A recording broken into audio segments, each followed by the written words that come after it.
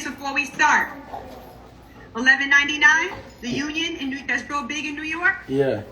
The president told the governor personally, you have to hook up with Dr. Chris Purnell. So they're trying to get me in contact with him tonight. Oh, nice. So just confirm. I'm gonna let you know. All right, definitely. You can use this. Let them see how you doing it. Right. Definitely. So I guess we're gonna start in a hot second. You got all that set up. Oh yeah, we on live. I'm on my live. Are you ready? Yeah. Okay. So what's happening? What's happening? I'm good. It's good to be with you tonight. I always feel honored when I can talk to you because I see you a lot on CNN, on csmb, all of it, all of it except Fox. But I always see you. I'm sure you gave him hell too. But I thought it was important because in these times people are sick from the corona, and it's hitting our culture hard. And I know you're on the front line. You run the hospital, and you're the most knowledgeable person I know about the vaccine and anything else that happens in modern medicine. And the information that's been spread, that's been actually steadily available to everybody and the masses has been that the vaccine is not good for us as black people or human beings. And you look at certain things like the cerebral palsy on the face, or you might hear 20 people died in Norway, and it's making it to where the average person from my culture is saying either I'm not taking it or I'm gonna wait. And I just feel like we never get the opportunity to hear information firsthand, because it's like all of a sudden everybody's worried about what's in their medicine, but they've never been worried about it before. And it almost seems like a narrative that's been forced, almost like, the president or the ex-president might be able to overturn an election, that kind of a thing. So I always tend to think when the masses are too smart about something, that's, strategically misleading us. So I just wanted people to be able to hear directly from someone that's knowledgeable about it, especially someone like yourself. So I appreciate that. Yeah. I appreciate that. Mm-hmm. So can you explain to us? I know you took it. Let me start. Let me give people some context on who I am, right? So I'm Dr. Chris Purnell. I'm a good doctor, MD, an apostle of public health. I am a preventive medicine and public health physician leader. So I study systems and I study conditions, environments in which populations live, in which populations work, function, exist, breathe.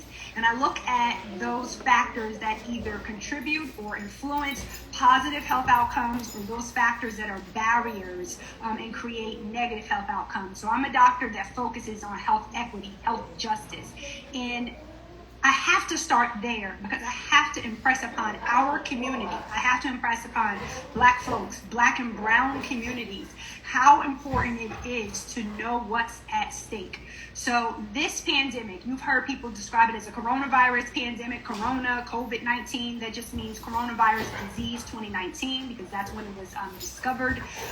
It's catastrophic. It's unprecedented. I need people to understand that. We have not experienced anything like this before in recent history. And back in March and April, we were the epicenter. We meaning New York and New Jersey. Very much California's in the thick of it now. Although some data is suggested that maybe California is starting to come out of it. But we were in the thick of it back in March and April. And I like to tell people, not only did this pandemic land on my state, it landed on my city in North New Jersey, but it landed on me personally, Mrs. Ash. And so I lost my dad on April 13th.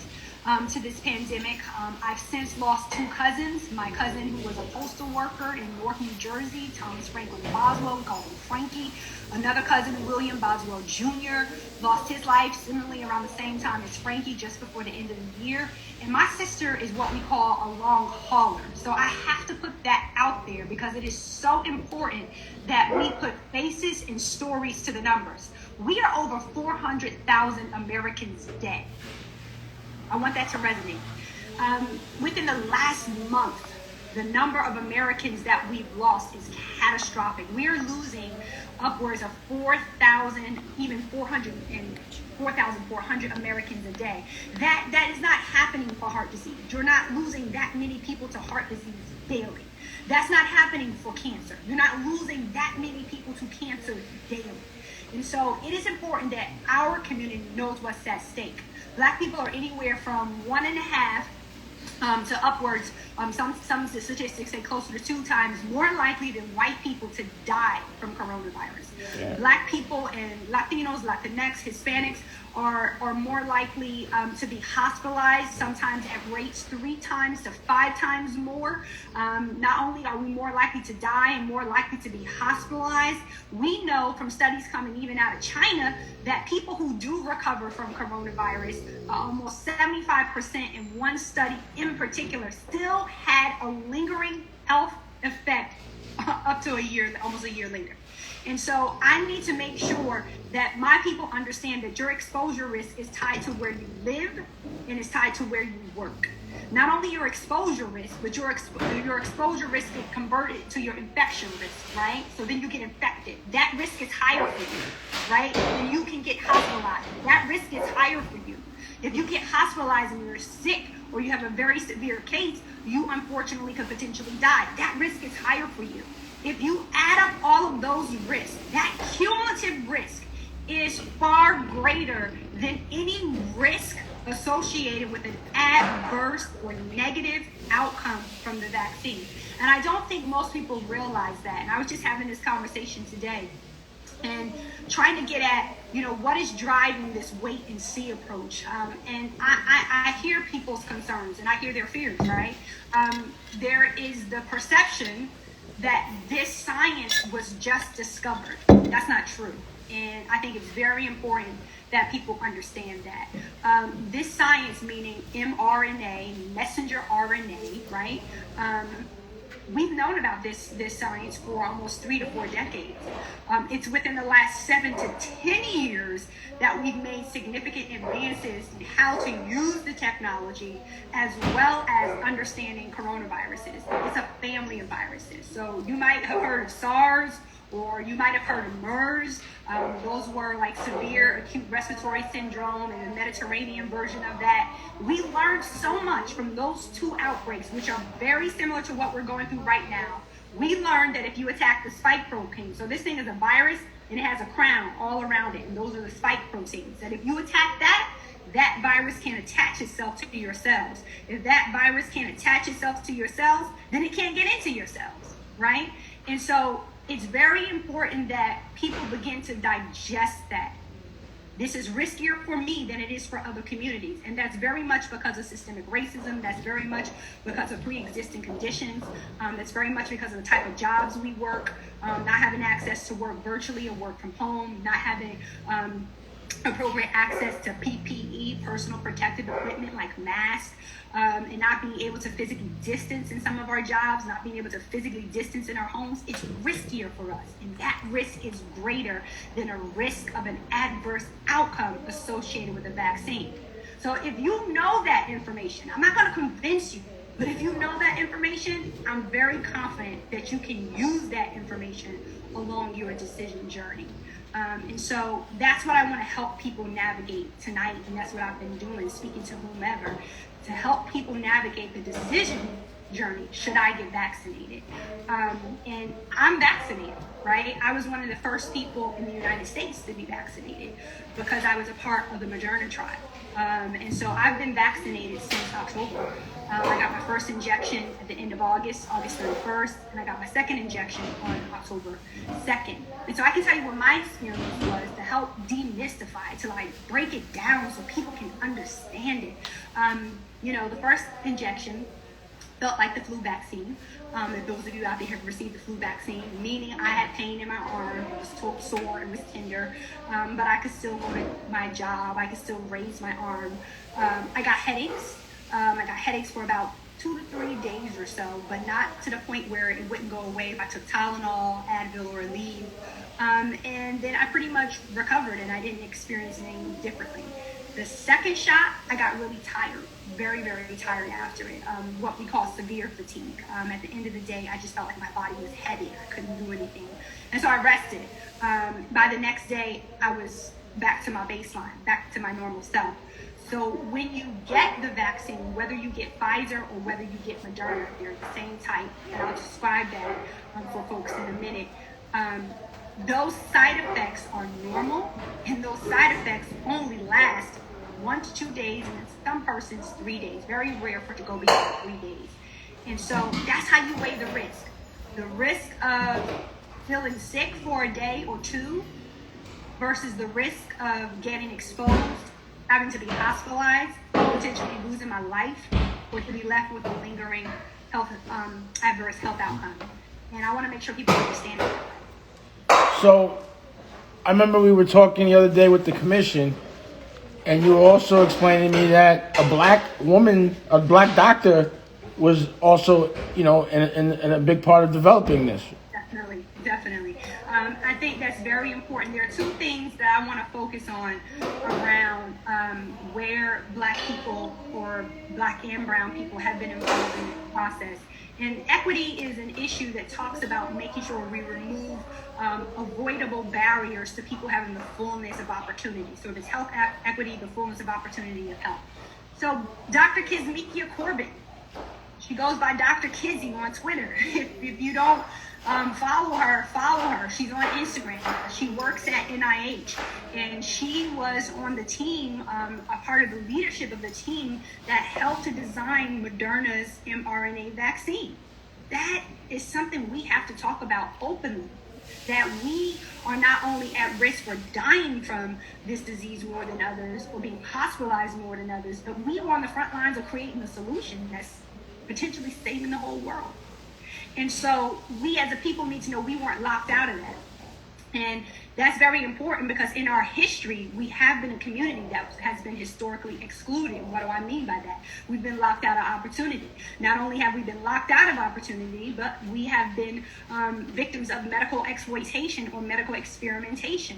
Whenever I speak, I make sure I invoke the names of those who endured those horrors and those tragedies. I talk about the black enslaved women who were subjected to Dr. Sims, and he did gynecological surgeries on them for practice. I talk about Henrietta Lacks, the black woman in Baltimore, segregated Baltimore, who had metastatic cervical cancer and had tissue sample taken from her womb without her permission, without her knowledge.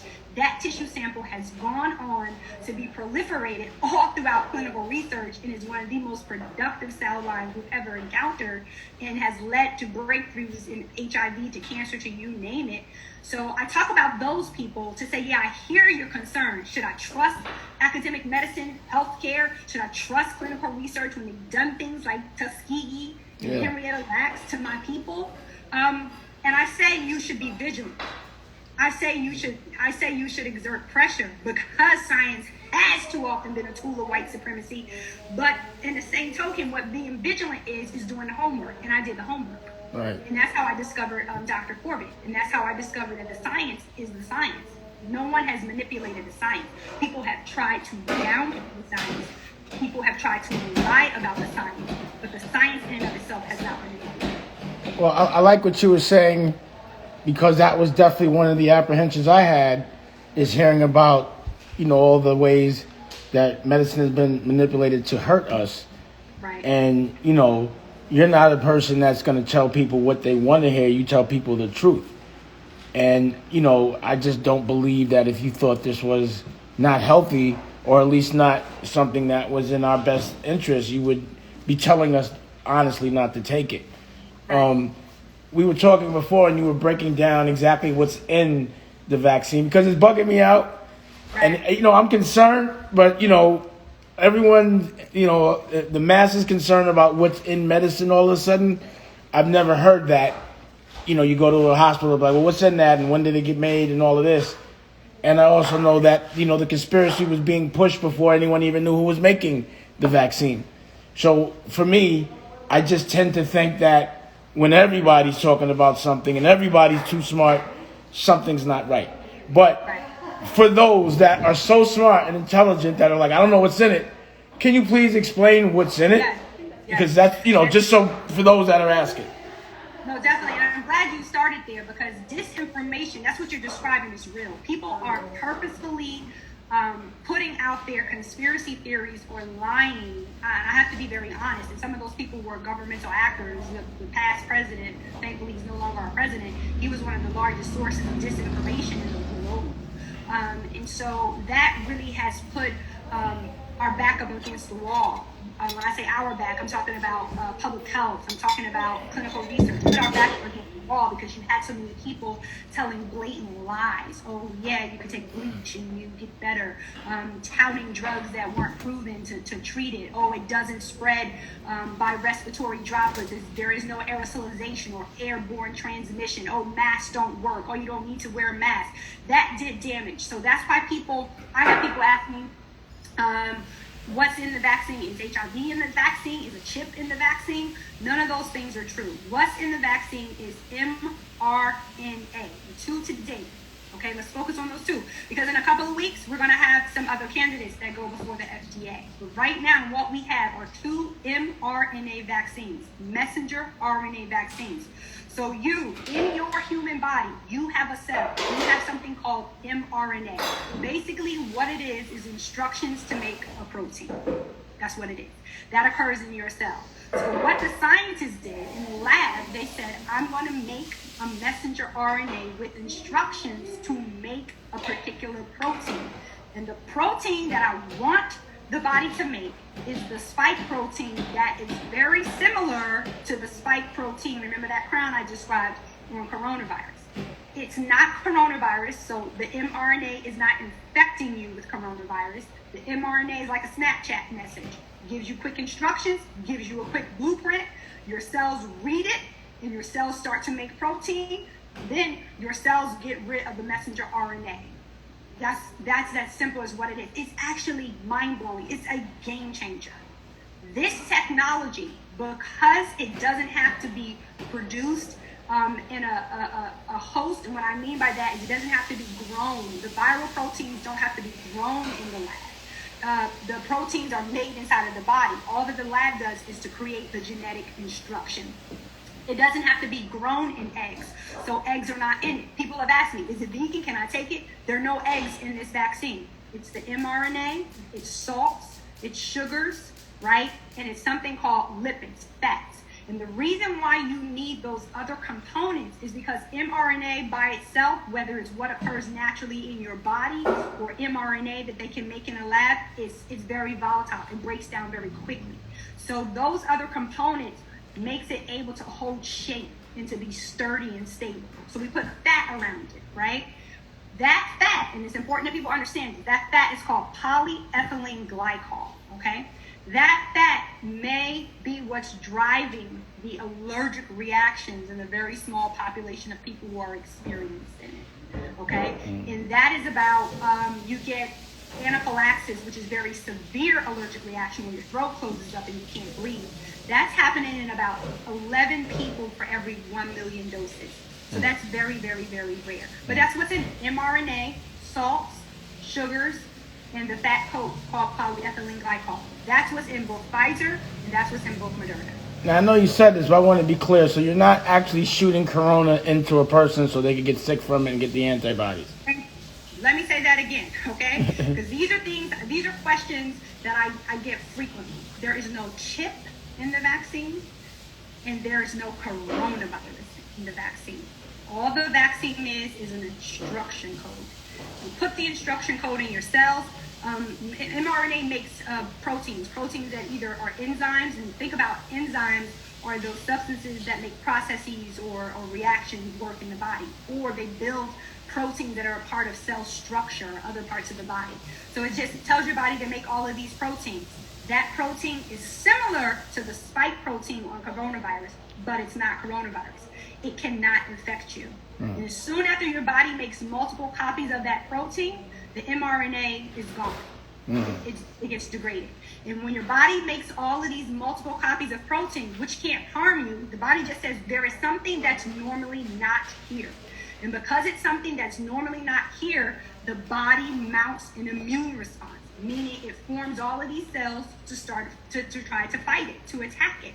So if in the future you get exposed to coronavirus, your body already has memory. It already knows how to fight it.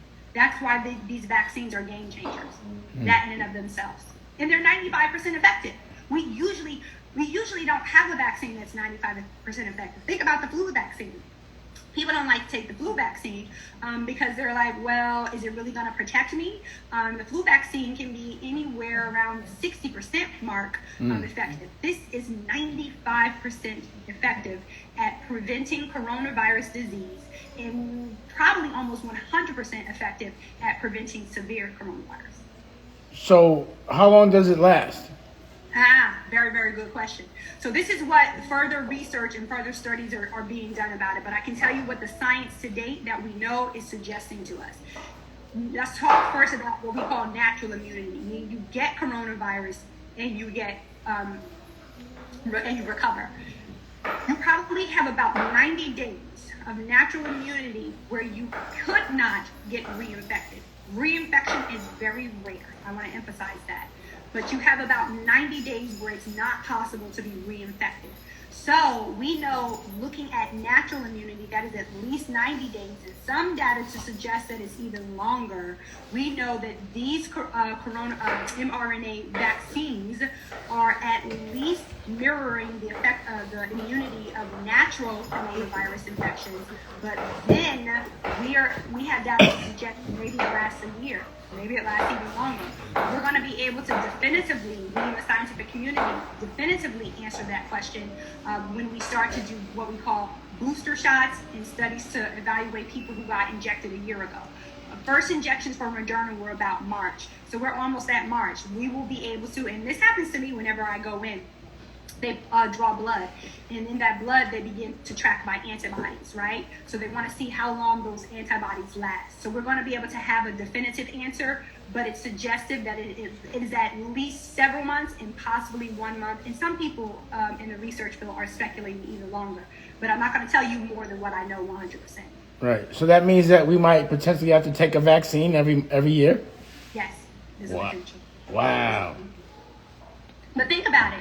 Would you want to have to take a vaccine every year or to have the risk of being exposed? Oh, no, I get it. It's just the new normal. Right, yeah. But that's what I want people to understand. That's what I want people to understand, okay? Like, it's a risk-benefit relationship, right? There's a cost to something and there's a benefit from it. The cost is you have to get this injection. It's a small needle. The cost is you have to get this injection once a year. If it's an mRNA vaccine like the ones we have right now, it's 2 doses. That's the cost. But the benefit is you are protected from coronavirus, which is if you're black, you are 1.5 more times likely to die than if you're white. Which is if you're black, you're 3 times or almost 4 times, and a Latino almost 5 times more likely to get hospitalized. Those are risks I don't want to live with. I want to be protected against those risks. And I want my people to be protected against those risks. I want all people to be protected against those risks. And this is one of the tools, one of the most powerful tools we have to do it. Well, I'm diabetic, so I really can't even afford to play those games. And that's the reason why off top, I'm a person that needs to go outside and work with other people, but I'm also a person that comes home and I live with other people. So, and a lot of people depend on me. So, if I wasn't taking medicine that was provided by modern medicine, which is insulin every day, I would be like, I can't just, sometimes take modern medicine and, pick and choose. But what I do know is usually when someone's in the hospital and they're sick, they're not asking what's in it. They'll just say, give me whatever you got that's going to make me feel better. Right. So, Paul, I just want to say 2 things to that real quickly. I appreciate you always talking about being a type 1 diabetic because it normalizes living with a chronic health condition. I have chronic health conditions. I take multiple pills every day just to function. And I live off of an injection once a month to put vitamin B12 in my body because I don't have the receptors in my gut to absorb vitamin B12. You can't live without vitamin B12, right? And so I know what it's like to live with a chronic health condition. Right? And because of that, I also know how that makes you susceptible. If you get exposed to an infectious disease, you could have a worse adverse outcome. And my father lived with HIV/AIDS. I need people to understand this. My father was a medical miracle, okay? Mm-hmm. My father was diagnosed with HIV/AIDS in 1997. Think about where we were in treatment protocols with HIV/AIDS in 1997. Right. Nowhere where we are today in 2020. My father lived all of those years with what was a certain death sentence because of the advances of medicine. Right? Mm-hmm. And he would plot out his T cell count, he would plot out his lab results, he would try different medicines when they were first coming to the market because he knew there was a risk-benefit profile. And he wanted to live. He wanted to live for his family. He wanted to still be a productive member of society. And if you have chronic health conditions, coronavirus infection is more risky for you. And I need people to understand that. I want you, if you tell me, Doc, I'd rather take the risk, I want to make sure you know what risk you're signing up for. Right. Because and I want to make sure you know you don't have to sign up for that risk. Mm-hmm. And also, I think the worst part, because at some point we're all going to expire, but in this corona thing, you're alone, Right. It seems like the worst way to have to go. And I don't think people realize what that feels like unless they're there. And I'm not trying to feel that pain or even get to that if I can avoid it. My dad, the night before my father died, the way I knew that my father was about to die, I actually saw a friend and another medical colleague post on social media. I think she had posted it on Facebook that her father just died in a hospital in New York. And her father had coronavirus. He died in the bathroom. She talks about this a lot. She's been all over social media, and Not Just Another Black Body is a group that she started, Dr. Magdala Sherry. And when I saw that, I said, Yahweh, I need to check on my dad. And so when I called the hospital and they told me, and the nurse sounded like so nonchalant, she was like in the fog of war. She said, oh yeah, he's not doing well. And I'm like, wait, what are you talking about? I know he's sick, but I just spoke to you all around 12 o'clock, 2 o'clock. He was getting a blood transfusion. What are you talking about? And she's like, he's not doing well. His vitals are dropping. And me being a physician, she's saying things like his blood pressure is 60 over power. And I know that's not conducive to life for a very long time. And I'm like, whoa, what are you telling me? What are his respirations? What are the rest of his vitals? And she said, I said, what are you saying? Are you saying my father's dying? And she was like, yeah, like almost nonchalantly. You knew he was going to die. And so I don't want anyone else to have to experience that. So my brother was able to, my brother, the bishop, he was able to go up and see my dad the night before he died. I worked in a hospital 4 miles away, and I didn't make it in time. We don't have to live that way. We don't have to. We have power in our choices and our decisions. We have power in the tools that are before us. We have self-efficacy, the ability to make an informed choice of decision. And as a community, we have collective efficacy. We can say, I'm going to do what keeps my community healthy and whole, right? And that's what I want us to have a dialogue about. What can we do to keep our community healthy and whole? And yeah, I'm all for holding powers accountable. You know that about me. Let's hold powers accountable, whether those are governmental powers, whether those are economic powers, or whether those are medical powers. Let's hold those institutions accountable. Let's say I want to see the science. Let's say I want to interrogate it. I want to investigate it. I want to read it. Let's say I want to make sure you didn't cut any corners. Let's say I want to make sure this was ethical. Let's say I want to make sure there's informed consent. Let's say I want to make sure this is voluntary.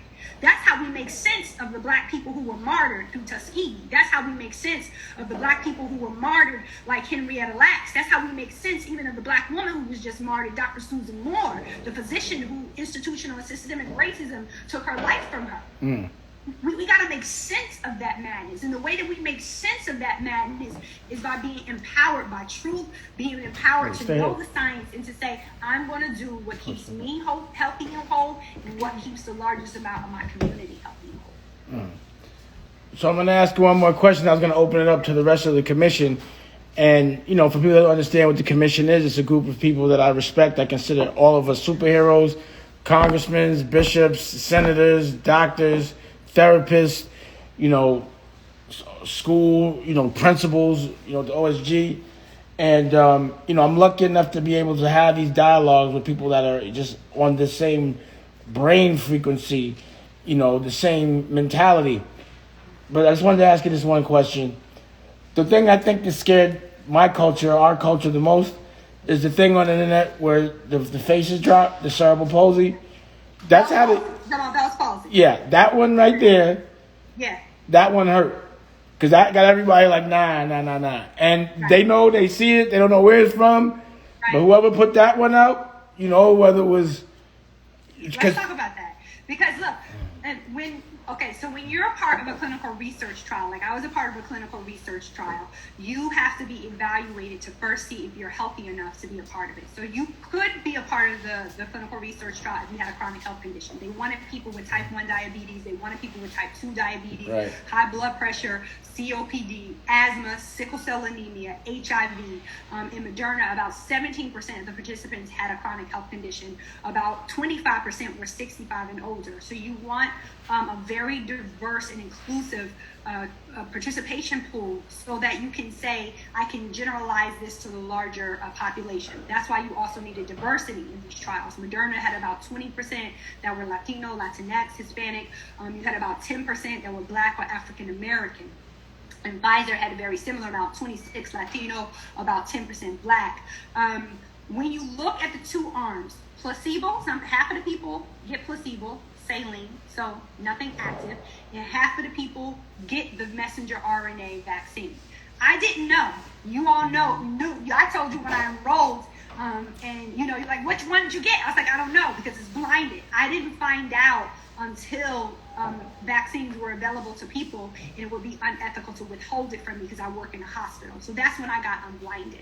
So when you have those two arms, one arm placebo, one arm the investigational vaccine, you want to look for anything that happens and to be able to prove that this happened because of the vaccine, or did this happen at the same prevalence or rate that it occurs normally in the population. There were a few cases of Bell's palsy in both the vaccine arm and both the placebo arm. So it happened at a rate that's similar to the general population. It did not happen because of the vaccine. There's nowhere in the data to suggest, and Bell's palsy, for those of you who don't know, is that temporary paralysis with a portion of your face. You can get the facial droop, and you can have Bell's palsy whether or not you get a vaccine. It's just a certain prevalence rate that it occurs. So there was no higher incidence, no higher percentage of Bell's palsy in people who participated in the vaccine trial. That's how we know there is no risk for Bell's palsy because of the vaccine. This is the same way. You could have a stroke and have taken the vaccine. You could have a heart attack. Right. Doesn't mean the vaccine caused it. I need people to understand that, because strokes and heart attacks occur at a rate in the general population. Right. So it would have happened anyway, regardless of somebody was taking the vaccine or not. With that amount of people, got it. So it's probably safe to say that those pictures probably weren't even from somebody taking or anywhere near the vaccine. You never know. You can alter video. You can put out a little bit of truth surrounded and a lot of bit of lie and scare people, because that's what people want to do. People rightfully have fears and they rightfully have concerns. They rightfully have skepticism. But there are others taking advantage of that. So I'm going to ask one more question about the room, and I'm going to open the door. I see Dennis from OSG just got in there. I know he has a lot to ask or talk about. So another thing that they were saying is the doctors, is the president, are they taking the same thing that everyone else is taking, and how does someone know that? Look, I got the Moderna messenger RNA vaccine before the president got it or anybody else. I got it as part of the clinical trial. And I can guarantee that what's being offered, like for instance to my brother Bishop, who's on here tonight, who's been vaccinated, I think he's the only other person other than myself on tonight that's been vaccinated. We got the same thing. You can look at lot numbers. You can have the distribution of it is being tracked. And so there hasn't been this conspiracy to give people something different based on what your perceived social caste is. Okay? I didn't even know I was vaccinated until about 3 weeks ago. And when I found that out, I was just amazed, because I really was on the front line of discovery. Right. I really You made was history at the beginning of all that we see happening today. So no, it isn't some grand conspiracy theory to give certain people the active vaccine, to give other people saline. I had the same side effects, and I have to say this, make sure everybody understands this. Side effects are normal. When I talk about adverse reactions like anaphylaxis or Bell's palsy or hives, I'm not describing that. Side effects are things like a headache. Side effects are pain, tenderness, redness, or swelling in the arm or under the arm. Side effects is fever. Side effects is muscle pain, joint pain. Side effects is fatigue, right? Those things are normal because this vaccine, like the flu vaccine, is what we call reactogenic. You know, people say, I got the flu vaccine and it gave me the flu. No, it didn't. It's reactogenic. So you get symptoms from it. You get side effects from it. It means the immune system is working. It's that type of vaccine. It's like when you go to the gym and you work out and you feel it. You didn't hurt yourself. You're just sore because your muscle is contracting and expanding. Right. Okay? So it's very clear that people understand that. So I have a therapist with Taj on. I have Dennis from the OSG with the principals. I have your brother, the bishop. I would love to hear their take on this and their questions because they're all freedom fighters, superheroes, people that love others before they love themselves and are actually the people that others look to for information. So I'm curious to know how it's affecting them and what questions they have and what they feel people generally need to know. So I'm opening up the floor for the rest of the commission. Please. I got a question for you, Doc. Bishop. I'm reading the comments, and some of the questions is, who's paying you? Who's paying you, and have you been paid? Right. Nobody's paying me. I'm doing this. So were you paid to take the vaccine? No, I wasn't. Let me define that for people. When you participate in clinical research, you get reimbursed for the time that you spend in the study, right? So they give you access to roughly anywhere from $75 to $100 for participating in clinical research. And you get that per visit, and you get that whether or not you get placebo or whether or not you get vaccine. I got that on a card. I never even spent it. But I'm not being paid by Moderna. I have no stock in Moderna. I'm not being paid by the federal government. I'm not being paid by anybody in healthcare to come on here and to vouch for the vaccine. I'm vouching for the vaccine because I'm a public health physician. And being a public health physician, I know public health science, and I know this science is accurate and truthful, and I know the deadly ramifications of this virus. And can I just piggyback on that? The reason why you changed my mind about the vaccine because I knew you before any of the COVID, not a long time, but the time I've known you, you've done nothing but tell the truth no matter how it affects people. You tell the unconventional, the inconvenient truth, and I would never have anyone on my platform that I felt was a betrayer of our people, only someone that I feel would tell the truth to our people, which is why I thought it was so important for you to be the person to be telling, because you told, like, I was one of the first people, because when I first heard, like, I'm not taking that. When you took it, I was like, you took it? and even the bishop was like that. We were all like, but then it's like, damn, and it's crazy because some very intelligent people are persuaded by the masses and what the masses are saying. And I'm not saying it's wrong or right because I understand it, but I just wanted to say, if my cosign means anything, you are the greatest actor of all time if you fooled me about the truth, you know, because you've done nothing but be brutally honest, and I've seen you be brutally honest to people, and you're brutally honest. And I think the fact that you take such a side that most don't, taking this side really shows how real you are. Because, you know, it's so convenient for someone that's against the grain to be against this. And for someone like me who's usually against the grain, and I'm saying it like, yo, I'm not saying you're wrong for questioning it just based on history, but I ain't playing. I seen people. I remember you in the hospital. Yes. Before the vaccine, like in the very beginning, you couldn't get on our Zooms because you were in the hospital around people from our culture. And I remember you specifically saying this, and I was like, why'd you do it? And you were like, because I'm looking at too many of my people dying. I have to help my people. And you actually took that shot. I saw one of the comments like, how you didn't know you took it. When you get tested, they don't tell you who took it. So they don't tell you till after if you were the person that received the right one and you were one of the ones that did. So I just wanted to be clear about that as well. They don't want it to influence what you report. They don't want to tell you whether or not you got vaccine or whether or not you got saline, because they don't want it to influence what you tell them.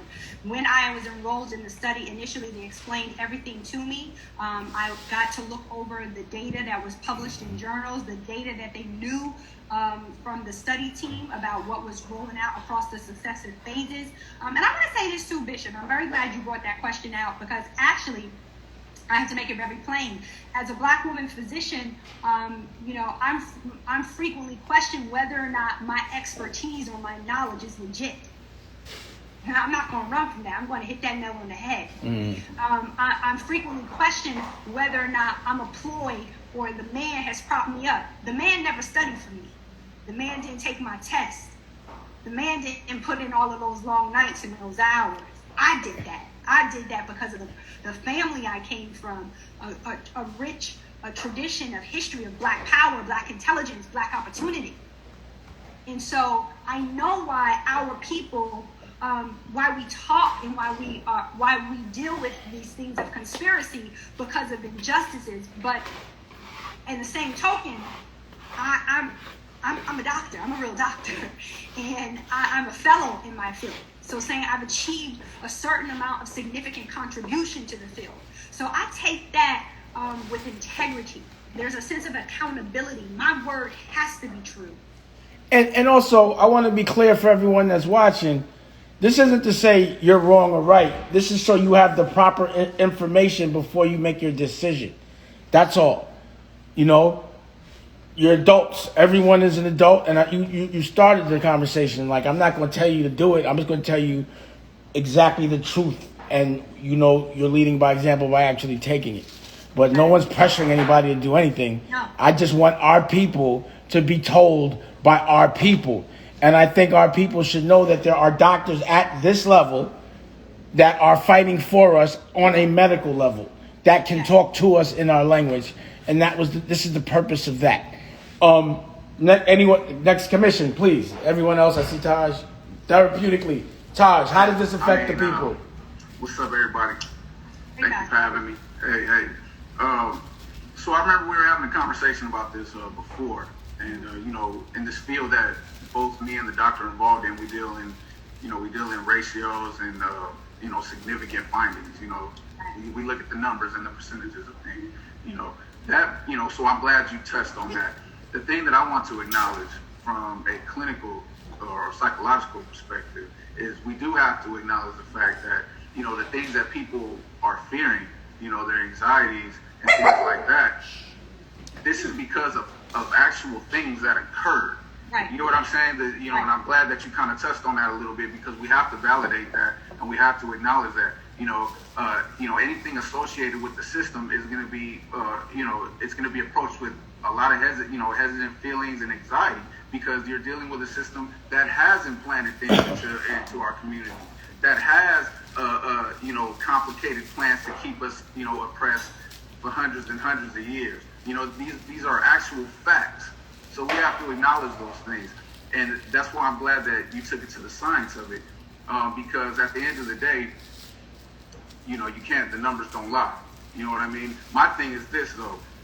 Because those fears are acknowledged and because they are reality, right? We have to come up with ways that we can be independent of that system. Like people in our community, chemists, doctors, things like that we could test these things. Because at the end of the day, this is nothing that we can't put under a microscope ourselves and look at.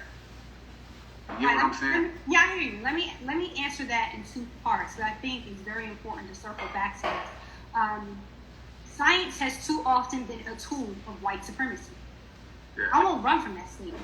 I have said that loudly. I've said that on the news. I've written that in press because that's the truth. And that's why we have the level of inequities that we have. That's why we have the level of disparities that we have. That's why Dr. Susan Moore, a Black woman physician in Indiana, is dead today. Right, absolutely. And to your point, not to interrupt you, because you had touched on something earlier that I wanted to acknowledge as well. And that's the fact that you said that we're more predisposed to get some of these things, right? Right. A lot of the reasons why we're predisposed to get those things is because of the trauma that has affected us biologically from them and the oppression that they have put on us. So these are things that we have to validate and we have to go into. It's not something that we can just kind of say, oh, okay, and gloss over it. This is something we have to deal with because at the end of the day, this is what's stopping us from getting the help when it is real. Let me say it this way. We know for a fact that because of systemic racism, because of implicit bias, Black communities, brown communities, their health-seeking behavior is different.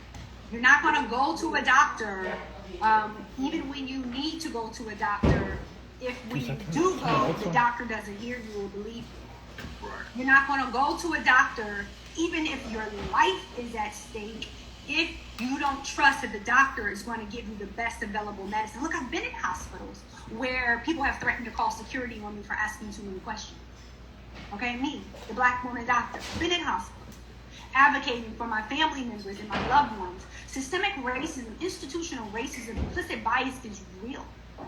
And the only way that we're going to be able to deconstruct that, the only way we're going to be able to disrupt and dismantle that is, one, to call it what it is, to speak about it honestly and transparently, and to have Blacks and browns in position of power to disrupt and rebuild those systems, right? So the way that Blacks have stepped forward, Taj, to say, I don't have a lab where I could make a messenger RNA, but I'm a physician scientist, or I'm an immunologist, or I'm a virologist, and I can look at the published data.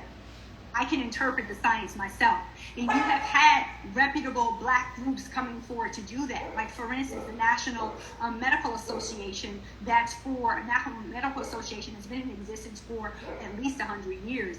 And that is for Black physicians and Black physician scientists and other scientists. They were one of the first groups to step forward and to say, I want to look over the data. You had independent scientists. You had scientists across academia, scientists that had no relationship to the federal government. I want to look at the data. I can interpret data. Right? And that's my whole point. That's why I asked that question, because I wanted the groups that are engaging in this to be acknowledged, because these are the things that we have to know about. Because part of holding the system accountable is that we have to do it ourselves. We can't expect the system to hold the system accountable. That's clearly not happening. We have to do it. And in the medical world that we deal with, that means being able to look in that microscope, transcribe those chemicals, how it's reacting, know the different ratios that you explained. I mean, the last question I have for you about the experiment was, you said that the African Americans, who I assume you were talking about the 10%, right? They accounted for 10% of the experiment. Right. What was, you said, the side effects and some of the adverse things that happened. What was it in proportion to the African American community and Latino? Same. Right, same. It's very important that you ask that. Two things I want to say again. I want to emphasize, because we don't see these faces, and these faces aren't described enough. There were Black physicians and Black scientists at the forefront of the discovery that we see happening across all of these different vaccine candidates. I told you about one of them, Dr. Kizzmekia Corbett, right? I don't want people to devalue or to lessen the intellectual brilliance of that Black woman who was a part of that team that designed the messenger RNA. I don't want people to lose sight of that, because that's not a common occurrence, right? I don't want, like, even where I was a part of the trial, one of the co-leads, one of the co-investigators is a Black woman scientist who's also working on HIV and working on issues of not just HIV in the general population, but HIV in the incarcerated population. So I don't want people to lose sight that Black and brown faces are in positions of power. We just have to have collective power, and we have to have visible power, because otherwise systems also can't be held accountable. Okay? And then two, when you have the vaccine trials for the two candidates that are currently approved under emergency use authorization, you look at people by which arm they're in, vaccine arm versus placebo arm. Then you begin to look across each arm and say, did black people in the placebo arm have the same experience as white people in the placebo arm? Did Latinos, did Asians, right? You want to know, did black people in the vaccine arm have the same experience as white people in the vaccine arm? Have the same experience as Latinos in the same arm? There were no differences by race or ethnicity. And I need to emphasize this because I just did a talk with the NIH in George Washington Law School a couple of weeks ago. Race is a social construct. The relevant thing that we need to be talking about is geographic ancestry, because geographic ancestry impacts your genes. Genes are tied to location and environment, right? That are influenced by that location or environment. So either you evolve something that's an adaptive, like people who have risk for malaria, certain genes are protective for them, but they also have increased risk for sickle cell, right? Right. Okay. Exactly. And so there weren't any differences, biological differences by race, and I didn't expect any biological differences by race. But the most important thing about ethnicity, Taj, was knowing the systems and the environment that you live in. Was this particular drug effective in those environments? You live in crowded, cramped dwellings. You work frontline positions that are also crowded and cramped. You might not have equal access to PPE, personal protective equipment. And if you had the same outcome as someone else because of systemic racism, the job you work, how much money you earn, where you live is rooted in the social construct of race, I need to know that this vaccine was equally effective across all of those scenarios. And it was. Even people who were older. It was actually, and people who were older actually had less side effects, Taj. What we saw with both Moderna and Pfizer, the second dose usually has more side effects. And again, I'll emphasize this, side effects are normal. Adverse effects are something different. Side effects are headaches, side effects is pain, side effects is fever, side effects is muscle pain, joint pain, fatigue, right?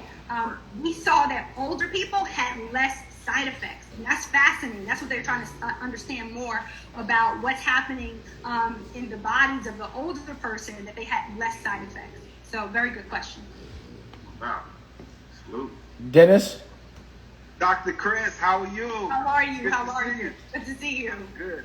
Likewise. So, I had a conversation earlier with the OSG family, and I started the conversation by asking their thoughts about, President Biden's pledge to open up schools throughout the country within the next 100 days.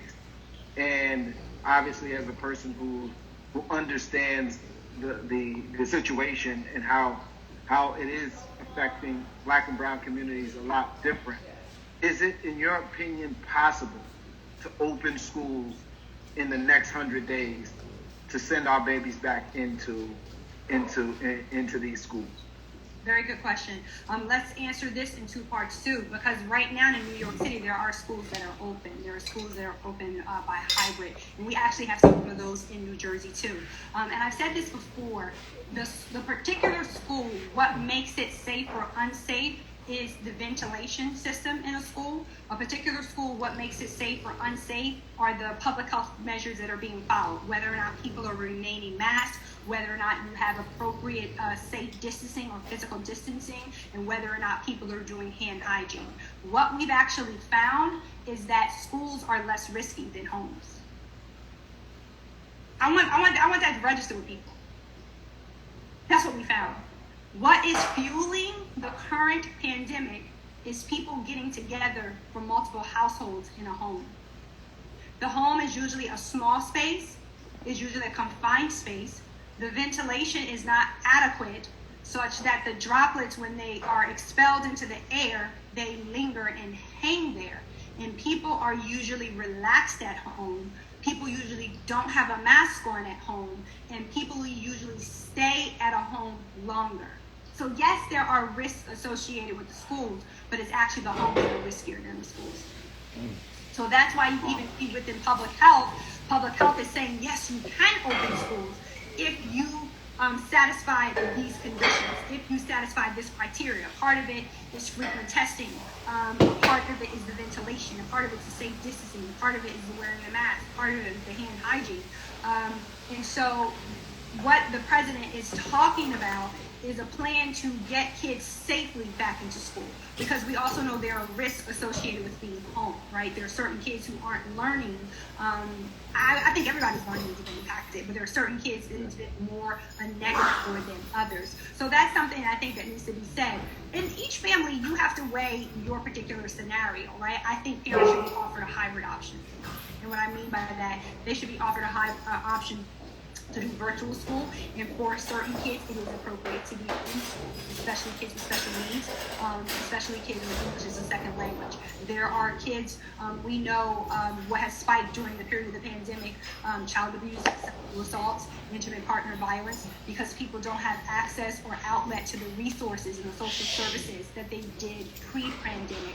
They have been cut off from that. So this social disconnectedness has been costly for us as well. And it's going to be important to make sure that educators have access to the vaccine. So if you're going to open schools, you can't open schools without giving educators access to the vaccine. That's so good. That's where I wanted to go next. But even with access, right? I mean, going back to some of the things that Taj has mentioned, and you know that I'm still on the fence about it as well, based on our last conversation.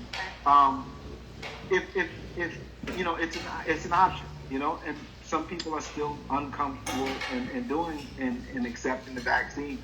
So if you don't force teachers to do it, there's still the possibility of young people being infected, because somebody needs to teach them when they go into the building. And obviously the country's not at a space yet where they're mandating teachers to take this vaccination. So with that being said, thinking about the 100-day, there has to be several other criteria in place other than just simply, you know, like ventilation and things like that. Because even in New York, most schools, you may have 20, 30, 40% of the actual population that are in the buildings at one time. And there's still spikes in positive cases and things like that. So, yeah, no, please. I think you can kind of get the gist of what I was saying anyway. So. There are definitely, and I want to emphasize this again, there are still spikes in positive cases, but this is where the science matters. This is where surveillance matters. This is where looking at the data. Schools are not driving the outbreaks that we expected. It's households. That's what's driving the outbreaks. And that, I need people to understand, it's the mixing of households that's actually the most dangerous behavior that's fueling the outbreaks. What we're seeing now is, and I believe it was USA Today, a bishop shared it with myself and my family earlier today. We have lost more Americans at this point, I believe, that we lost in World War II. I think we finally crossed that mark. And I want people to sit with that, because it took us almost a year to get to 300,000, but a month to get to 100,000. It is being projected that we will lose another 100,000 people by the middle of February. That is astounding. We are losing people at the rate of 3,000 to 4,400 people a day. That is more than what kills people from heart disease, and that is more than what kills people from cancer. I don't want to misquote the stat, so Bishop, please check it for me, but I believe we're losing like 9 people every minute at this point with the rate of the pandemic. I'll look and confirm. Yeah, it's very high. And I think what people are not being honest with is that they're more acceptable for a war death than a coronavirus death. And once again, more people have died from coronavirus than World War II. And people, they don't let that resonate. And then I think the other thing is, in my field, I personally know people who have died. I'm not just speaking about my father and my cousins. Right. But in my field, I know people who have died of coronavirus.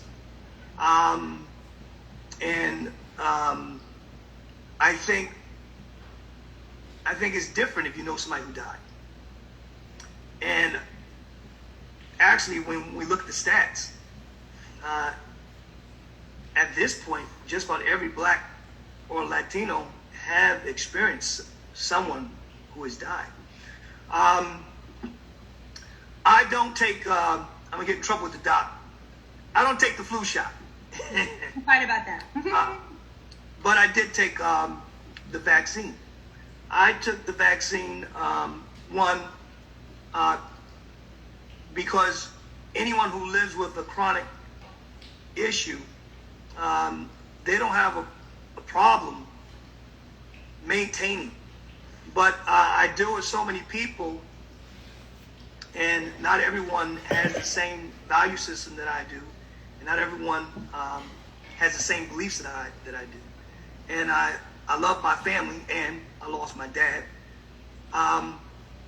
But my father having HIV, I was always on the front lines when something new came out. I had to get it for him, you know. So my dad did his own research. But when you are a cancer patient, my dad had cancer. I have other friends who have had cancer. There's something called chemo. But when you are faced with life and death, some of us, we love life so much, we're willing to take the risk to be healed, and so forth. But I think within our communities, I think the only thing that's going to bring change, to be honest with you, is that we need more Black and Latino scientists. We need more Black and Latino doctors. We need more people, professionals who are in the field, who experience this on the front line. Because when I listen to these subjects, what hurts me, and what cuts me, is that when you're looking at the Black and brown people dying, white supremacy is not our issue there. Our issue is ourselves. We don't trust one another. I'm reading the comments about you, Doc.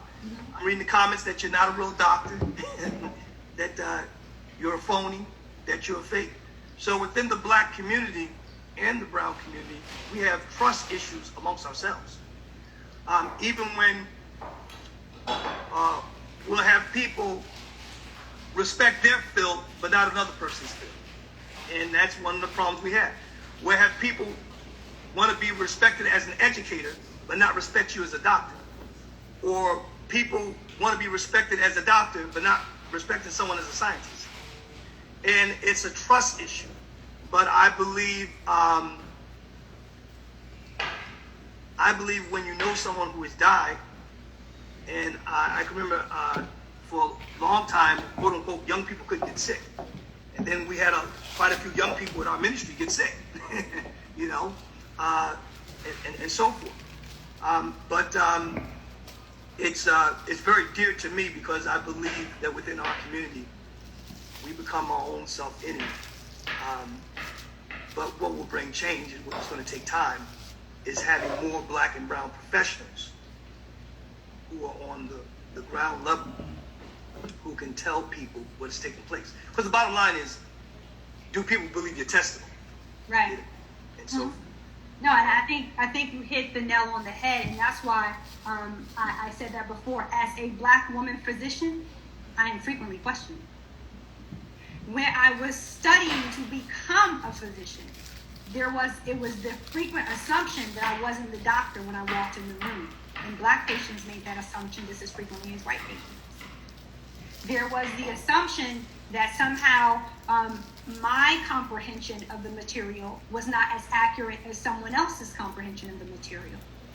There was the assumption that someone had to be putting me up to what I'm saying because I didn't have the self-determination or the self-agency to operate in my intellectual skill and power. And that's how Blacks have internalized that racism and trauma and perpetuated. And that's what we got to break and disrupt. And you're right. We need more Black and brown doctors. And the more Black and brown doctors that we have, we have to speak honestly and transparently to what we've experienced, and we have to speak honestly and transparently around the science. So I tell people all the time, people go, how can we build trust in Black and brown communities? We're not going to build trust in Black and brown communities until we can demonstrate trustworthiness. You are worthy of trust. In a way, a part of demonstrating that trustworthiness is coming before the masses and also not speaking anything other than what the science says. And I love the fact that this same science that I'm speaking is the same science Dr. Fauci is speaking, and the same science that Dr. Kinsey Corbett is speaking, is the same science that the Black African scientists I was on with the NIH from Nigeria was speaking, because the science is true.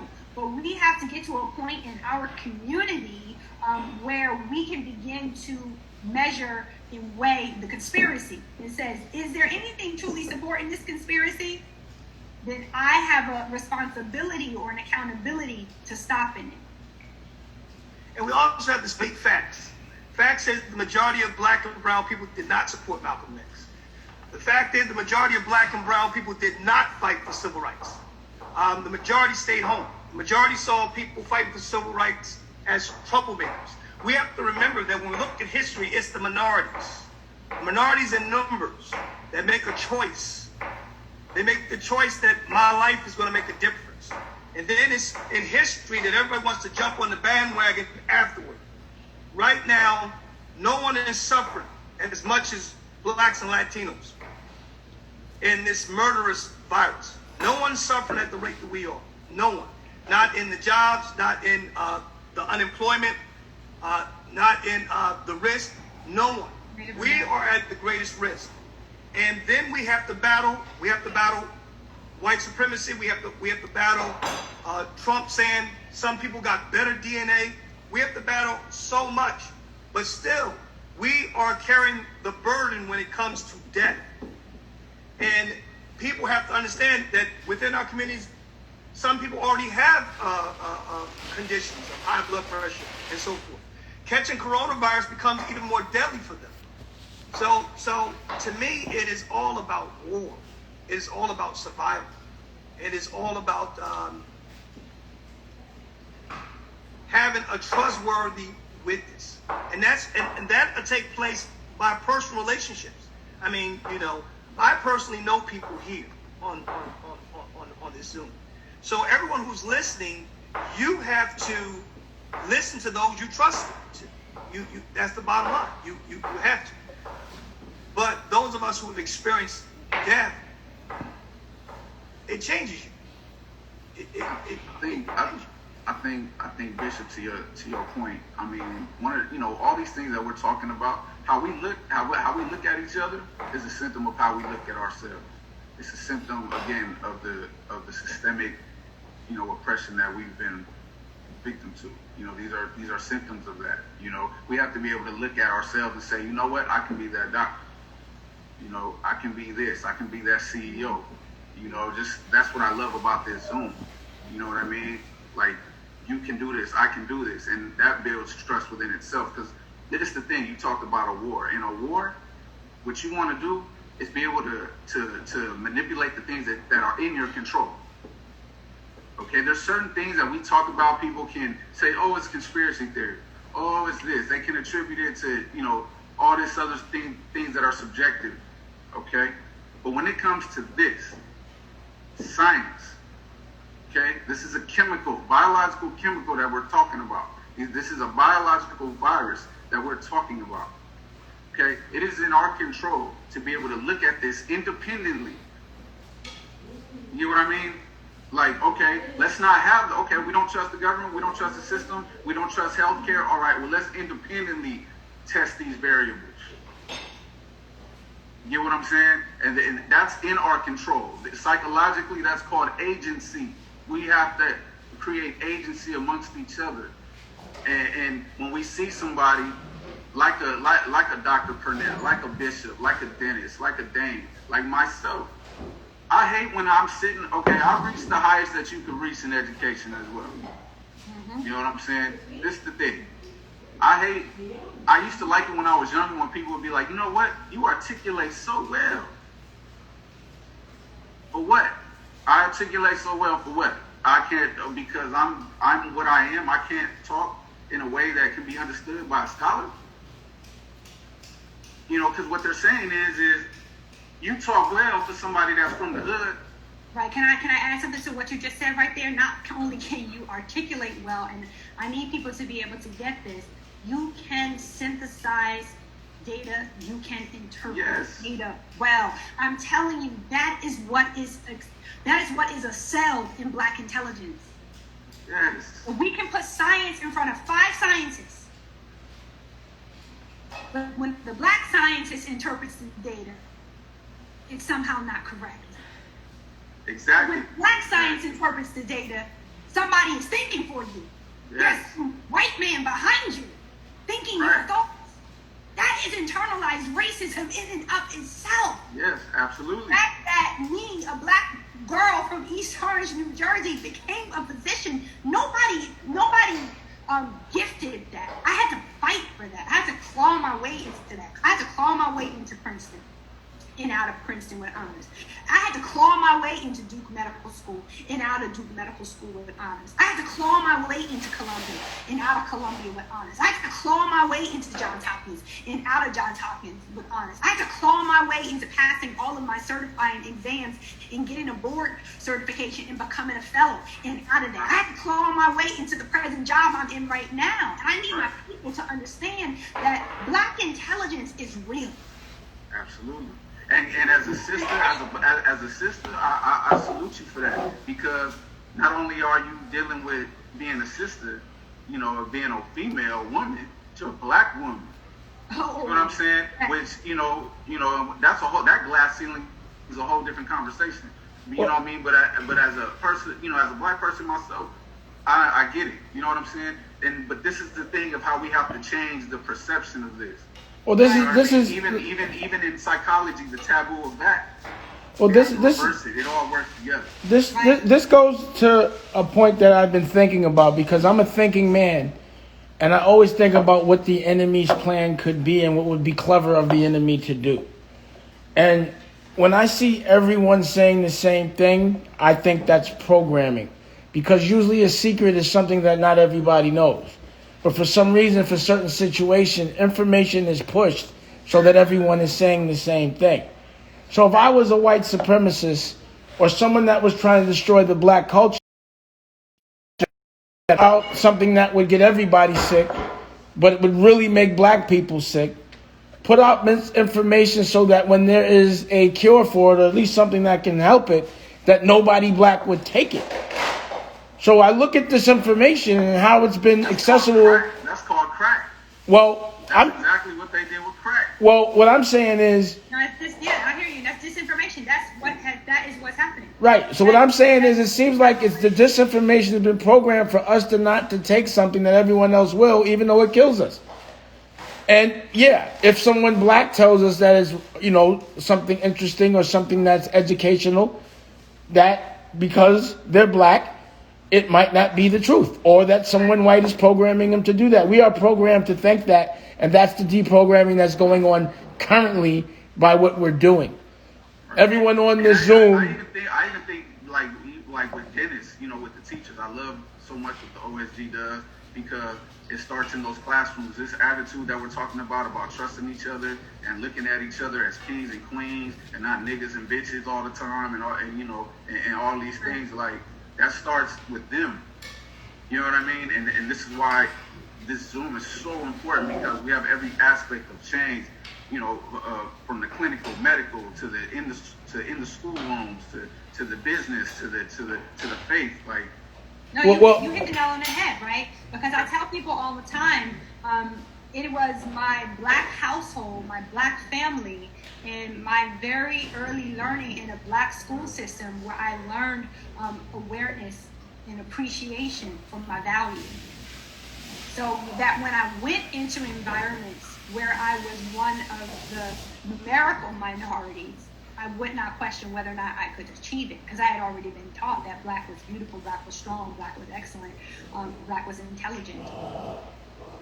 And we have to, as a people in a community, begin to really understand the trauma we've internalized. And when I say the trauma that we have internalized, it's we perpetuate some of the same myths that white supremacy has taught and perpetuated through systems, through forces outside of our community. And I get people's fears. If you listen to me across all of the events that I've done in media, I say, I get it. I get your fears. I get your concerns. I told you I've had security called on me in a hospital for asking too many questions. I've had a nurse call security and say, you're threatening. I've had a doctor walk into an emergency room after my mother fell out of a chair and say there's nothing wrong with her, send her back to where she came from, and my mother had a splenic artery aneurysm, a ticking time bomb in her belly that began to leak blood, and she almost died from it. So not only do I have a lived experience, I have an intellectual experience. And the asset and the value that I serve in this conversation is that I can combine the two. I can say, how do you call a spade a spade? So when I got enrolled in this in the coronavirus vaccine trial, it was very much to see the process, right? I told you I did my homework. I looked at what the research was published to date, and that's, again, I want to keep emphasizing, even if I'm not the scientist in the lab, I can be the scientist who interprets the data. Right? And so I looked at the data that was available to date, that was phase 1, that had been published. The study team had to tell you what was known about what was going on in phase 2, had about 600 people in phase 2. It was voluntary. I could withdraw at any time. Right? And that had to be, I asked all those questions because those were the fears and concerns that my people had. And then I wanted to be able to translate that, to digest that, to decode that, to say this is what it's like to be a part of a clinical research trial. Bishop described to you, my father lived because of scientific advances. My father would have died years sooner than what he did had he not trusted in science. Magic Johnson's too. Right. We have HIV is not the death sentence it once was. HIV is a chronic condition that you have to stay on medication for. Now what I want people to pay attention to, and let me flip the script on all of you out there, conspiracy theorists. I'm going to give you some energy to direct yourself. We need to be asking the question the same way that we solved coronavirus and were able to come up with a vaccine. Why are we not using those assets and those resources to find answers to other conditions like sickle cell disease? Right? Because when you put concerted effort, when you say, I want to put the full weight and power of the federal government, that's what the federal government did. It put money into the process. It didn't change the science. It put money into the process so that the science could happen without financial risk. And we need to be able, what equity and what justice calls for, is for us to be able to say, if you did this for that, what are you going to do for sickle cell? If you did this for that, what are you going to do to solve the food deserts, the pharmacy deserts, the quality education deserts, the access to livable wage deserts in my neighborhood? What can we do collectively, and what can powers and systems do to achieve different outcomes? That's what I want people to pay attention to. That's what I want you to open up your eyes to. That's agency, Taj. Right? Information is power. That's agency. If you begin to understand how this process really worked, then you can say, how can we manipulate the levers of government or the levers of public institutions, the levers of science to achieve greater outcomes? There are possibilities out there for us if we're willing to step up into them. Now, there are some barriers that are trying to prevent us from operating in those possibilities, but I believe in our power, our resilience, I believe in our gifting, and I believe in our ability to play heroic roles. We are living in a new America, whether or not you're calling it a new America, because of the outsized roles of black voters. Black voters saved the republic. Black voters in Georgia, black voters in Philadelphia, black voters in Wisconsin, black voters in Illinois, black voters all across this nation saved this republic. Black people showed up and voted, and we were able to change administrations. Otherwise, we would have been subject to laws and policies and systems that are keeping masses down and dead. And so if we have power that way, there are other ways we have power. We have power to enter these fields. We have powers to dissect the science. We have powers to stand up and to demand accountability. And that's not going to happen overnight. Just like this decision journey is fluid. It's fluid. Bishop and I have experienced something, and I've said this before, and I have to say it again for those of you who don't know what it's like. The pandemic landed on us. It didn't just land in a city, it landed on us. My father is gone. It landed on us. Right? And I've been on conversations or Zooms with people that said, oh, people who died is because they were weaker. What? That is a survival of the fittest mentality. I've been on conversations with Zoom, and a lot of these are bots, these are talking points, and these are conspiracy theories that have said, oh, if you're not old, if you don't have health conditions, you're not going to die. We know that's not true. We've seen young people die from this disease. I've been on conversations with people saying, oh, but those people are going to die anyway. How do you say that? How do you devalue and dehumanize life that way? And I need all of us to understand what's at stake. That's why I want people to understand what's at stake with the wait and see. There are a considerable amount of people, even in healthcare, we're talking about this. There are a considerable amount of providers who are on the fence. Some of our nurses, some of our other clinical providers, some of our frontline employees and staff, they're on the fence, right? And they're like, do I do this or do I take, while they're taking care of coronavirus patients? And it is these honest conversations, these transparent conversations where people have pulled me to the side and said, Doc, it clicked for me. It clicked. And also, Doc, I just want to emphasize this for a moment. My dad was a fighter. My dad had HIV. My dad was out there taking all the new stuff. But in August of 2019, my dad found out he had cancer all over his body. Yeah. So when my dad found out he had cancer all over his body, they were debating whether or not to give him chemo. But my dad, infectious disease doctor, said, this man has beat everything. Give him chemo. So my dad, he took the chemo took him off his baseline. In November, he had an aneurysm in his lung that blew up. He's coughing up blood all over. He said, I'm going to die. I'm like, not going to die on my watch. I take him in. My dad had to incubate him. My dad, when he had coronavirus, my dad was walking again. My dad was going to the bathroom by himself again. My dad was no longer taking chemo. My dad was feeding himself 2 days before he died. I cooked him a steak. So the thing is, my dad beat everything. And, HIV, cancer, he had no lungs, you name it. My dad, he took an experiment to give him a valve for his lung. And that was in 2007. I worked at the University of Virginia. What I need you to understand is when you have a fighter like this, and then we lose him to something new, it hurts, And I was reading the things people say, you didn't take the flu shot, the vaccine. I don't know. I'm just being honest. I don't know. And Doc, you can correct me. I don't know anybody who died of the flu. Not at the same rate as they died from. And the thing is that, hey, I was born 1966. I took vitamins. I was tempted with steroids, but never took steroids. But in everything that I did my research. I've always done my research, and so forth and so on. And I believe each person, you can't go by someone else's word. You have to do your research. But when you have personal, I'm faith-based. Faith-based means that I'm in what I'm in, based on personal testimonies. You either believe or you don't. But when you hear someone's personal testimony, you make the decision. You make a choice. And my dad would have taken the vaccine. Yes.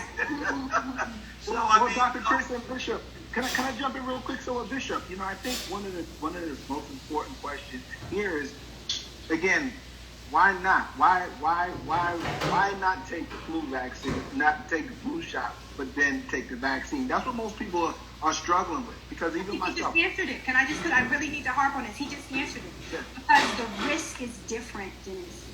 The risk is astronomically different. The risk of being infected with coronavirus and dying from coronavirus. I did a presentation on live. I don't know if I could share my screen, I could show it to everybody to show you how many people have died from the flu over the past, I think the data went back for maybe the past 5 or 7 years. Hey, Nicolette. There isn't a comparison. A lot of people don't get the flu shot because they don't see an urgency around it. I work in a hospital, right? So I know I got to get the flu shot. Like if I get exposed to it, it takes me out of commission. I can't do my job if I'm frontline. Question for some of us. Now, don't they give you a little bit of the flu when they give you the No, shot? they don't, and I'm glad you said that. That's- They don't, okay. because listen, and this is a very good question because it's the same thing.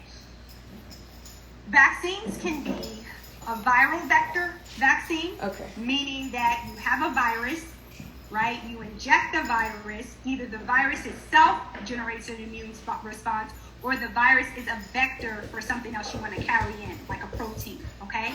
What the flu vaccine is an attenuated virus. So it takes the flu virus and it changes it. It weakens it so that it can't infect you. But the vaccine is reactogenic. You heard me describe coronavirus the same way.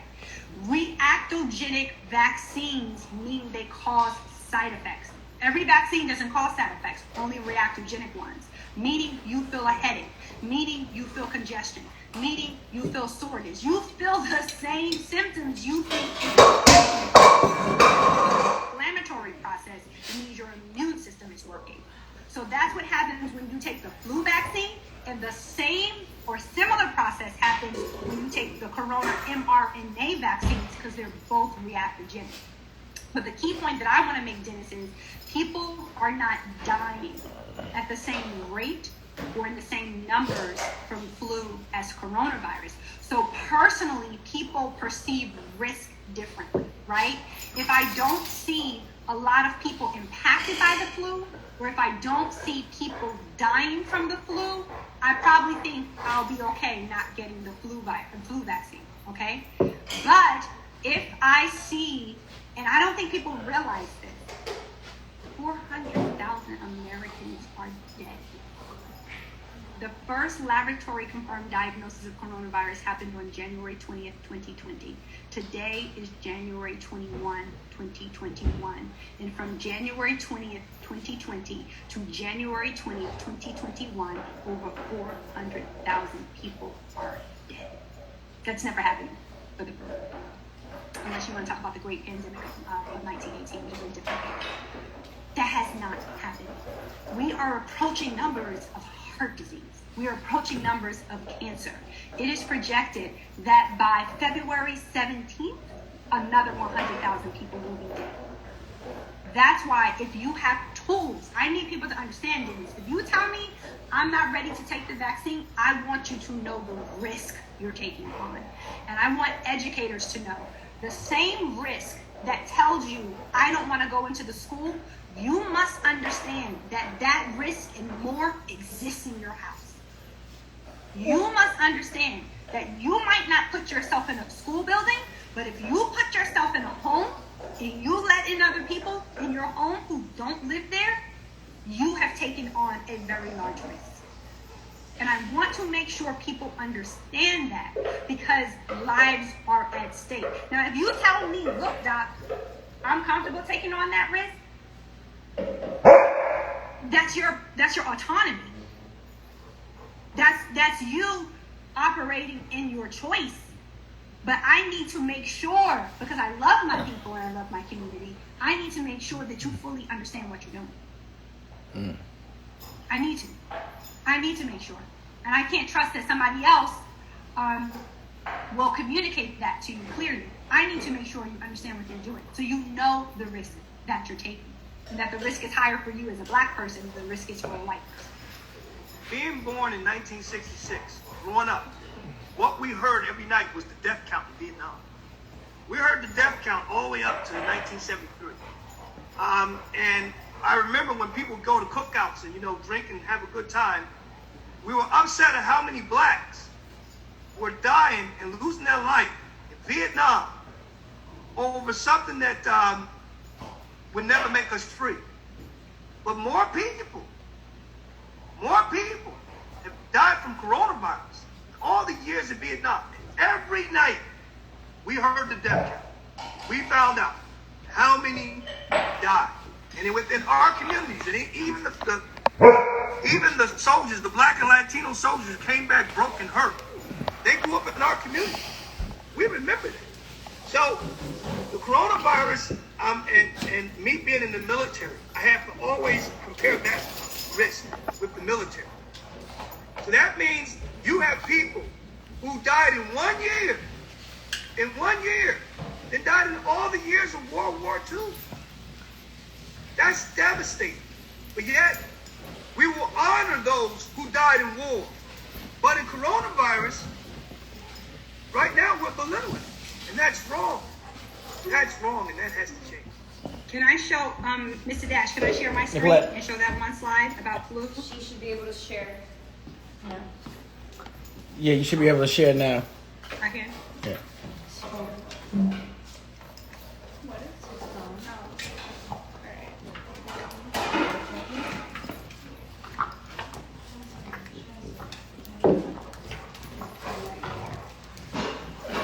Okay, can you all see that? Yes. Okay. How many Americans die from the flu each year? Okay. So this is looking at the 2012 to 2013 season to the 2019 to 2020 season. This is how many Americans died. From 2012 to 2013, 43,000. From 2013 to 2014, 38,000. From 2014 to 2015, 51,000. From 2015 to 2016, 23,000. From 2016 to 2017, 38,000. From 2017 to 2018, 61,000. From 2018 to 2019, 34,000. From the 2019 to 2020 season, 22,000. From January 20th, 2020 to January 20th, 2021, 400,000 Americans have died. We're not dealing with a similar level of crisis. There are certain groups who are at risk for the death from flu, the very elderly and the very young. So because we're not dealing with the same level of crisis, people don't get the flu shot. But in the hospital, you have to get the flu shot to get to work, right? It's mandatory. These vaccines aren't mandatory, and they won't be mandatory for a while because they don't have what we call full or primary approval. They have emergency use authorization approval, and they have emergency use authorization approval because the alarming rate that people are dying at, we have a 9/11 happening every day. Every day. And we have become numb to that level of death. I saw my sister struggle with coronavirus. My sister's a breast cancer survivor. And it took my sister about 9 to 10 months to get some level of normalcy back in her life, to get back to her baseline, to get off of supplemental oxygen, to not have tachycardia, to not have shortness of breath. This is an unprecedented public health crisis, and so we need the tools, we need the weapons to meet the crisis. And one of those tools is the vaccine. And like I told you all, there are going to be multiple examples because scientists are working with a sense of urgency to find solutions because these are all considered avoidable deaths. We could have prevented these deaths. Right? And so definitely. Johnson & Johnson, you're probably going to call you right back. And Johnson & Johnson's vaccine is different from the 2 mRNA vaccines that are out because Johnson & Johnson's vaccine, they tested just 1 dose, right? So you have 1 dose versus 2 doses. So people are going to have options, right? And the more options people have, you're going to be able to say, maybe I don't want this vaccine because I need 2 doses of it, or maybe I want to choose this one. Some of them are going to be more prevalent in a global scenario because they're more economical, or they're more cost effective to produce. So you can have the vaccine available to sheer magnitudes greater than something that is more expensive, because 2 doses or something is more expensive because of the technology used to make it. So I think it's very important that you have all of that information, so that when you're trying to make your decision, that you're not making your decision out of a false sense of security. We got to be real, whether we're educators, physicians, bishops, psychologists, moguls. We just have to be real. I mean, David, you have type 1 diabetes. You know what you have to do to stay alive. You know that. All day, every day, 24/7. 24/7. You can't sleep on that. It's not the man that's trying to manipulate you. You have type 1 diabetes. You know what you have to do to stay alive. Yeah. Right? Down to the minutia. I don't know if people understand what it's like to live with type 1 diabetes. You can't know what it's like unless you have it. Right. But it's testing your blood all day, it's taking shots all day, and it's a 24/7, it's a lifestyle, Right. He can't escape type 1 diabetes, basically is what he's telling me. Every waking and sleeping moment. And have to go to the doctor to get my prescription to keep me alive, like gas. The insulin is like gas for me. Without it, I can't move. And you having that and being able to speak about that before the masses also helps to demystify, but help people to understand, okay, you can have a safe relationship with medications because that's the only way you live by. Medications was the only way my father lived. I told you all that I have an autoimmune deficiency, autoimmune vitamin B12 deficiency. I don't have certain receptors in my gut. I didn't discover it until I was an adult. If I don't take injections of vitamin B12, I can't live. Well, I think had I not been in a situation where I'm dependent on doctors and medicine, I may have a different position. Right. But again, the fact is I've had to actually trust medicine to live. I don't have a choice. So I'm just rocking with that. You know what I'm saying? That's what I'm rocking with. And I just wanted to use that example for people because that's what we're facing with coronavirus. We need tools to help us keep people alive.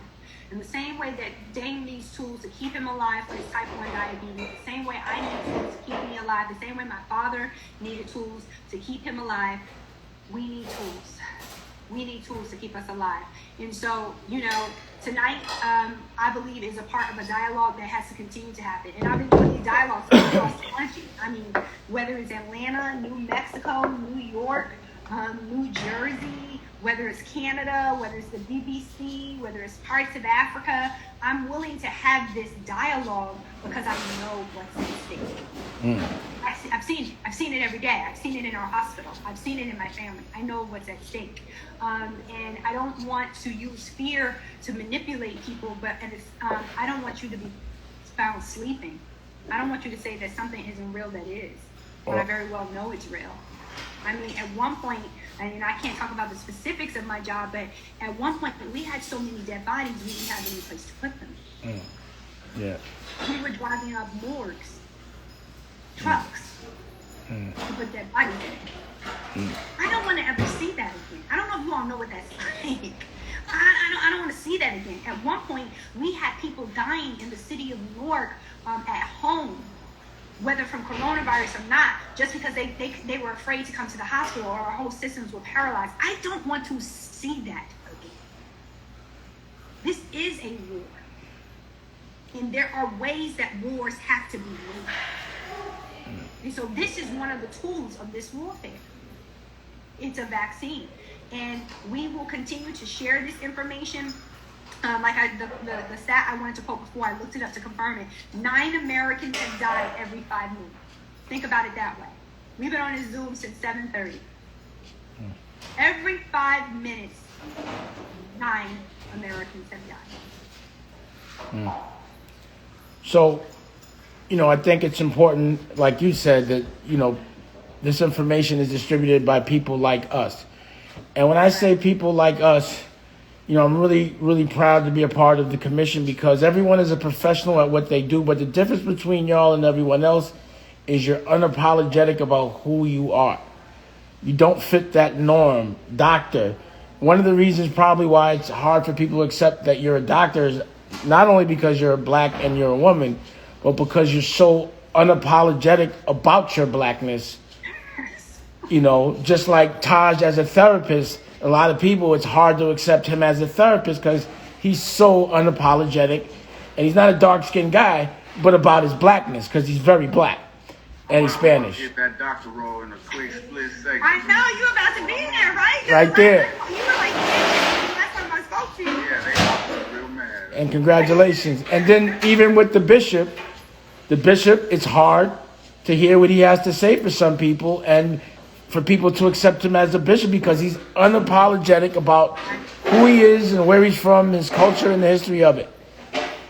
And the same thing with Dennis, which was why I was immediately thought that the OSG movement was so important because I'd never seen principles so black.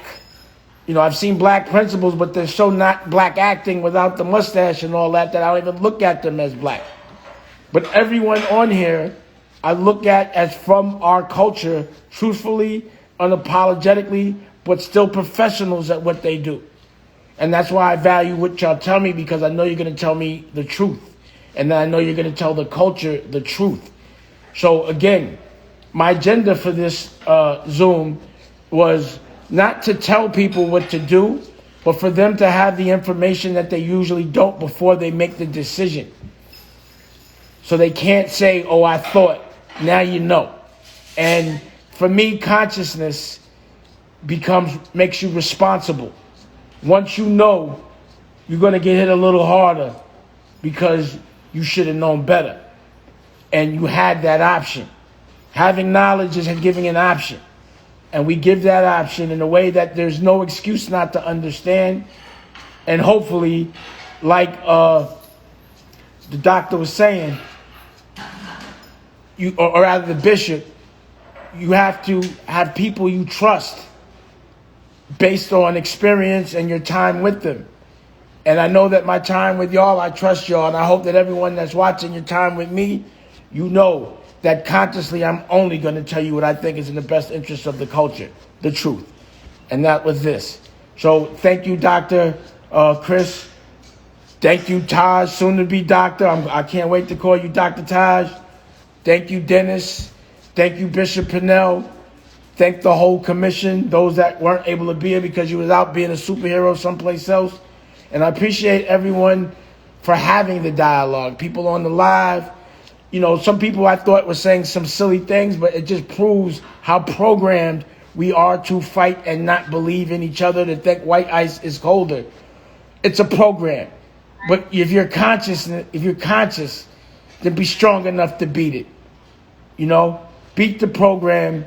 And it doesn't mean that it's not as legit if it comes from us. It may mean it's more legit, you know? So thank you. I'm definitely going to cut, you know, I want this to be seen over and over again. I think it's important. And Dr. Chris, anything I can do to help you bring awareness to the truth, I'm here. I'm here. Get that video when you get that vaccine. I need that video. Oh, I'm telling you, as soon as I get it, not only going to get the video, I might hand deliver it now. You know what I mean? Because I can come back outside. You know, I'm a person that I feel I need to be outside. I got some things I want to do. Only when I want to launch the things I'm doing that I'm doing inside. But I don't want to go outside, come back home, get somebody sick, or end up on a hospital bed like, give me whatever you got, and I can't believe I didn't listen. I should have listened. I don't want to do that one, and I'm not. So thank you, and I appreciate it. And I'll probably see you on TV tomorrow or something like that. And keep up the good fight. I love all of y'all. Thank you. Y'all are blessed. Good to see you all. Good to see you. All right, fam. Take care. All right, Dennis. All right, Bishop. All right, homie. All right, Taj. You know, I was on the Zoom all day, by the way. I just heard what y'all was talking about. I was like, I don't think I can get involved in the budgets. You know what I'm saying? That was a real principled conversation. I'm not even getting in that one. Yeah, that one was You know, that one was. what you moved on with the governor is taking place. She got a phone call today.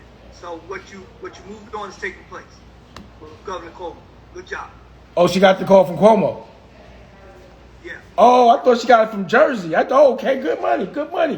Cuomo. That's you, man. Remember? Good money, good money. God bless. Take care. Hey, James. All right. Yeah. Before you get off, tomorrow I'm gonna hit you because I got some paperwork from your lawyer. They sent me. Yeah.